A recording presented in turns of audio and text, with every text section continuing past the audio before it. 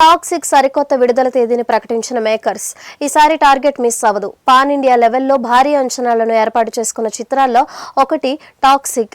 KGF series తర్వాత యష్ ఎంతో ప్రతిష్టాత్మకంగా తీసుకుని చేసిన చిత్రం ఇది. ఎప్పుడో మార్చి 19న విడుదల అవ్వాల్సిన ఈ సినిమాని కొన్ని అనివార్య కారణాల వల్ల వాయిదా వేశారు. ఆ తర్వాత జూన్ నెలలో విడుదల చేయబోతున్నట్లు అధికారిక ప్రకటన చేశారు. అప్పటికీ కూడా సినిమా అవుట్పుట్ మరింత బెటర్ చేయడం కోసం వాయిదా వేశారు.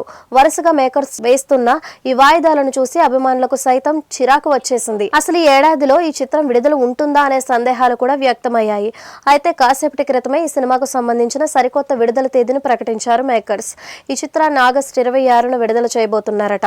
సమ్మర్ మొత్తం ముగిసిన తర్వాత ఎలాంటి పండుగ హాలిడేస్ లేని సమయంలో ఈ చిత్రాన్ని విడుదల చేస్తున్నారు. ఒక్క మాటలో చెప్పాలంటే నిర్మాతలు చాలా పెద్ద రిస్క్ చేస్తున్నారు. ఈ చిత్రానికి ఆడియన్స్ నుండి అద్భుతమైన పాజిటివ్ టాక్ వస్తే తప్ప వరల్డ్ వైడ్ గా బ్రేక్ ఈవెన్ అయ్యే పరిస్థితులు కనిపించడం లేదు. కానీ ఇప్పటి వరకు విడుదలైన కంటెంట్ ఆడియన్స్ ని గొప్పగా ఆకట్టుకోలేదు.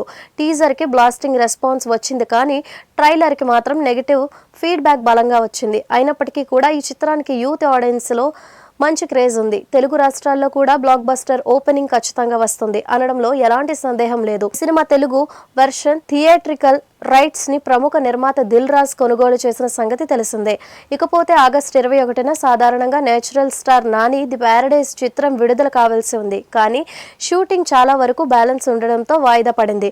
ఒకవేళ ది ప్యారడైజ్ చిత్రం చెప్పిన తేదీకి వచ్చి ఉండుంటే టాక్సిక్ కి థియేటర్స్ విషయంలో చాలా ఇబ్బంది ఉండేది.